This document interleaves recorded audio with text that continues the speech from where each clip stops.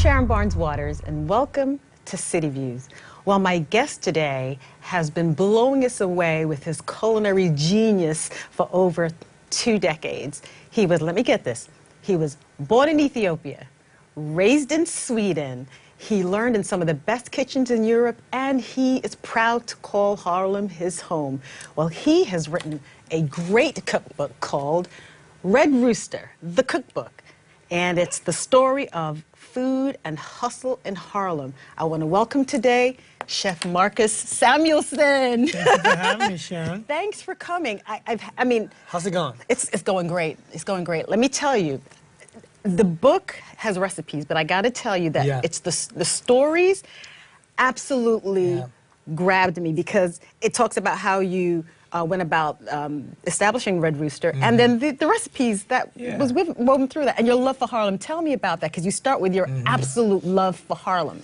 Well, I mean, it was important to tell the story of this incredible neighborhood village called Harlem, right? And I felt like we're so lucky as ambassadors of Harlem at the Red Rooster to stand really on what the generations before us have created. Everything from civil rights to this magical culture center of a neighborhood. So yes, we're doing very well at Red Rooster, but it's also because the generation before me. So I couldn't tell the story without honoring them and telling these stories of the Nate Lucases or the Lana Turner that I call sort of our Anna Wintour, or someone like Dapper Dan that has informed us about hip-hop clothing and modern clothing through decades. And a lot of, when you see Harlem, you see America. You see a diverse neighborhood. But in Harlem, people are engaged on top of each other. So if I've been gone for a week, people are like, where you been, chef? What's going on? And why is that chicken so expensive? And like, people are so in their business. But I love that. It's a push and pull that really, I think, is anchored from church. You know, and that it's so unique. It's almost like going to a different country, although you're in the same city. Because you tell us in this book, which was funny, because I saw the scenario in my head. Here you are, you've cooked in some of the greatest kitchens. President Obama even had you to cook his state dinner. You're opening up a restaurant in Harlem, and the people are, as you say, they were direct about what they wanted and how they wanted it. And they would say, chef, chef, you know, because if it ain't right, it ain't. When I walked the 5 blocks between where my wife and my son and I live to the restaurant, I remember that walk 7 or 8 years ago. From my brownstones to Red Rooster, there used to be 4 jails. There used to be 4 methadone centers. Today, there's farmers market. And the biggest issue right now is that we don't have enough staff, right? But through that walk, it's also like, hey, can my niece get a job there? And, oh, when are you having your turkey giveaway like we had the other day? And, you know, I want to get a member card down to the club. It's all of these different things. And I'm like, But it's like a callback, and I wish that the day when they don't start talking to me, that's when we're done with. I always look over my shoulders and look over to Sylvia. I said, only been in business for 54 years. You know what? It's just as busy there today as when Sylvia P. Wood started in the mid-'60s. And that's a blessing that people are on top of you and are opinionated. And guess what? It's New York City. It's New York. And not only the New York, are opinionated. It's uptown. So it's very opinionated. They're gonna, and you said they tell you direct. They come at you. And you started the restaurant. Well, let me go back. You chose the name Red Rooster because the book is about, it's a Red Rooster cookbook. Now, in the era of the Minton's Playhouse, the Savoy, the Cotton Club, you chose the name Red Rooster. Why? Well, you know, food for us, and food for a lot of people, it's coding, right? And I wanted, what the book really does is to unpack some of this coding of class and the haves and don't have. And I look at great food as really a civil right. And when I started to look at the Red Rooster, there was a restaurant in the 30s and the 40s called the Red Rooster. But it was a tiny place. It wasn't super famous like the Cotton Club and so on. But guess what? It was a place where we were allowed. At the Cotton Club, we were allowed to dance and cook, but we were not allowed as customers, right? So I didn't want to have any stigma of that. At the Red Rooster, it was an openly friendly gay bar in the 40s, very progressive. It was a place where Nat King Cole could go before his gig, but also a place where a young Charlie Rangel and and Dinkins could hold court, go to, but also the maid.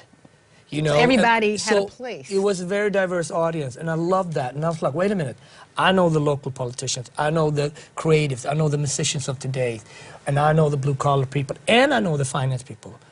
Let's create a place that is open, a water hole that is inspired by the past, but lives in the present. And that's what Red Rooster is. And you started by talking about the bar, and my coworkers said that, you know, your bar, your restaurant is a beautiful spot for people. It is. So tell us about you doing the bar, how that all came about, and tell us about some of your signature drinks there. Yeah, I mean, the bar, when I look at Lenox Avenue, right, any day of the week, it's very French to me. It's like a boulevard like Champs-Élysées.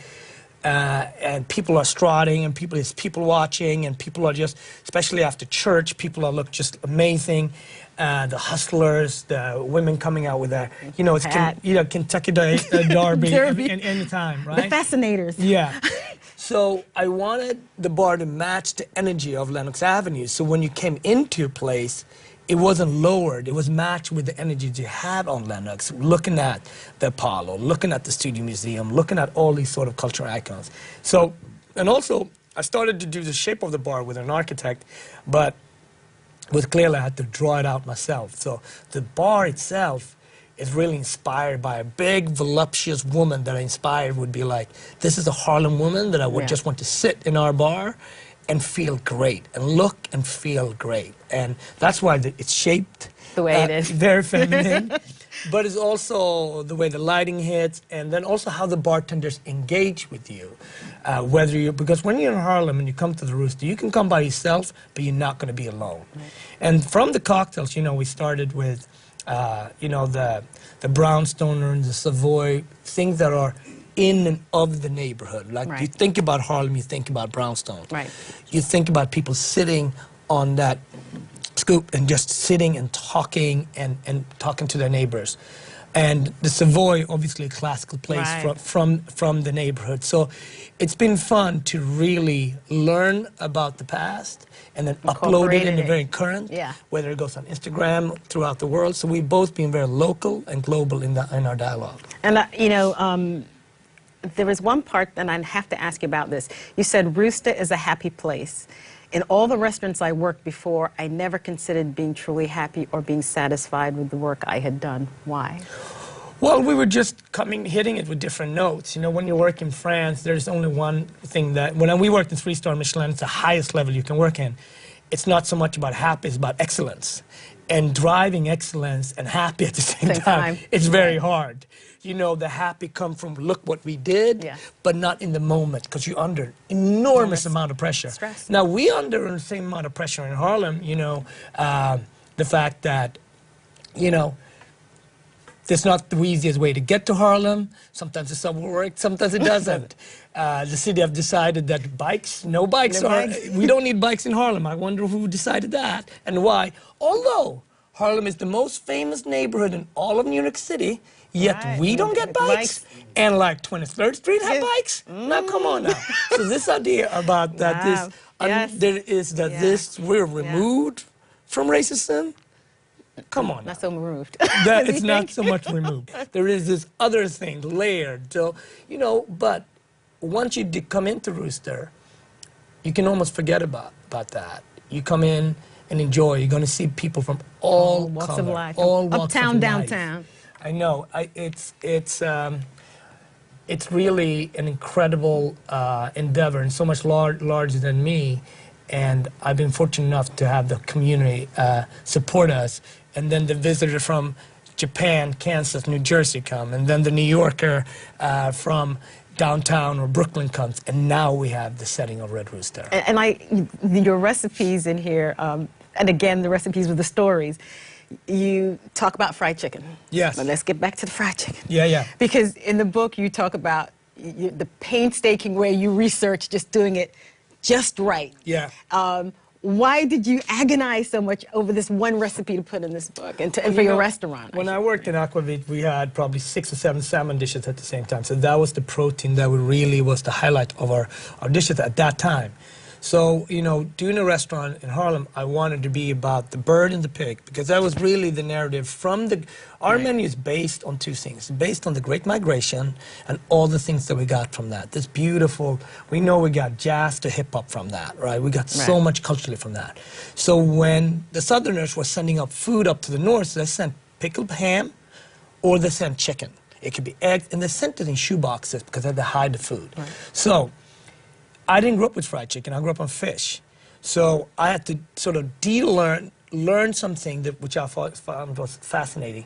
But it was not about copying what Sylvia's been doing or what Charles Pan-Fried Chicken's been doing. I had to have my own take. This was not copy-paste. And it took me 2 years to really find my own narrative.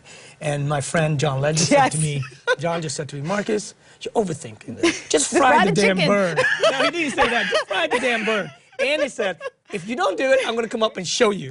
And he did. John did come. He fried the first bird at Red Rooster. And I thank you for solving, for me, the mystery of where chicken and waffles came from. Yes. Because I think people in California think it came from over there. Yeah, from Roscoe's. From Roscoe's Chicken and Waffles. But you settled it that no, it it's definitely was a New York Harlem, thing. So. And so many things. We tend to forget. I mean, the world acknowledge how much African-American culture has given to the world. Sometimes here in America, we tend to forget that everything that is cool, basically, it's always been urban. It stems, it somehow comes from us, and then it gets sent out to the world. And, you know, when you think about music, when you think about storytellers like James Baldwin, Maya Angelou, it all stems back to Harlem, right? So even food-wise, chicken and waffle is really the dish that the jazz musician that played late, they want to have dinner, and they want to breakfast at the same time. Well, guess what? On 125th Street, you can get it all at 3 o'clock. 3 o'clock Why not? Right. And there you have, you know, circa 1937, you have, you know, the world-famous day of chicken and waffle. And you know, this is a season of Thanksgiving. It's coming up in a couple of days. You have turkey recipes in here. Which one do you recommend for us? Well, because you grew up in Sweden, born in Ethiopia, grew up in Sweden, now living in Harlem. So you didn't always have Thanksgiving. No. So tell us about I love Thanksgiving. It's such a, I think about it, it's again a gift that the only time, most cultures and cultures in the world eat based on a spiritual compass. We don't. Thanksgiving is the only time where Americans, actually as a nation, pretty much everybody eats the same thing. So it's powerful from that point of view. It's also powerful in things that we're giving thanks without giving gifts, right? So we can really sit down. With your family. And yesterday when we had our turkey drive outside the restaurant, it's sort of, the whole week slows you down, and you start thinking about what I'm thankful for. And what's important. And you know, I'm thankful for, you know, Maya and I were blessed with our baby boy Zion. And I'm thinking about, you know, the community that we're building. When I'm going to have the conversation with him growing up as a young black man? When can I have the dialogue with him about when he sees a police officer that he doesn't have to run the other way? If we do this right, next time when he's 15 and he sees a police officer, maybe he goes over and gives him donuts. Yes. Who knows? That's the goal, and that's what we're working towards. It's our content, our complex content has to be told in many narratives. I know that it's never been more important than now, than this very moment, to tell our diverse, complex narratives. It needs to be told through art, music, and food. And that's what this book really does. It helps you unpack and decode our incredible layered food journey. And I say, and I've always said that, you know, you come to the kitchen table and you talk about your grandmother all the time and how she taught you. And you know, food and is what you kind of center around in the kitchen, learning the different dishes. Music and food brings the family together. And in your restaurant, not only do you have great food, but you have excellent music. I've gone to your restaurant a number of times, and I love the ambiance. I love the food, and then there'll be a jazz musician there, and it's just this cool place to be. But well, it's also how we engage. It's not when those rent parties happen in the parlor of Harlem. Like, as people that has been ignored and neglected so long, out of that comes great culture. So, in Africa, you don't eat without music. In black culture, music and food is one. Yes, goes together. So this is an opportunity. We're not trying to gospel to be cool on Sunday. It's a natural thing. We're not trying to have jazz just because it's hip. We're going to play jazz when it's not hip.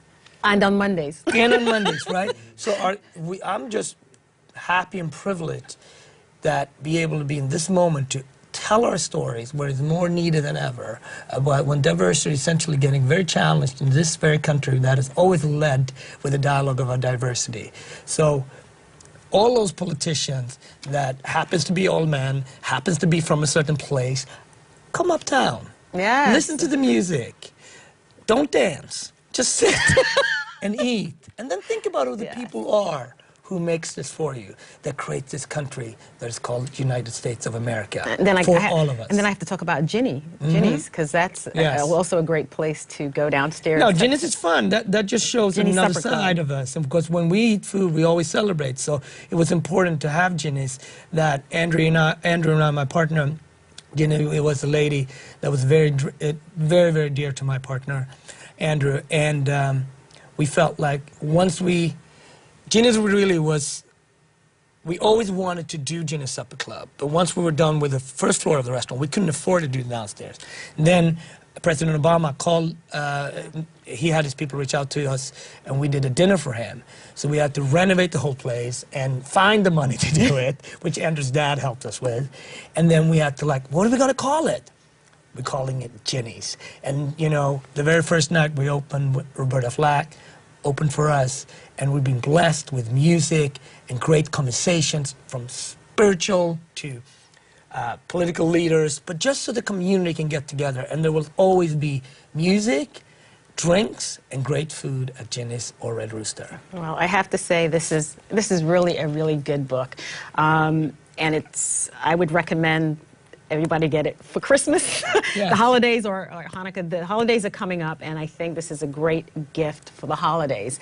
And it's called Red Rooster, the story of food and hustle in Harlem. And where can we buy this? Where can we get this? You can get it in any store, whether it's Strand or whether it's also on Amazon. And you know what? I'm going to send this copy to one of the politicians that needs it the most. Oh, that is fantastic. And we'll talk about who it is after. Yes. Thank you so much, Chef, for coming. I really have enjoyed the recipes that you wrote in here, but I absolutely chuckled and loved the stories that went along with it. You did a great job. Thank you. Great recipes, great stories. You've got to get this book for the holidays. It's got to be a must on your list for the holidays. Thanks for stopping by CityViews. Thank you, dear. Thank you for having me. You're welcome.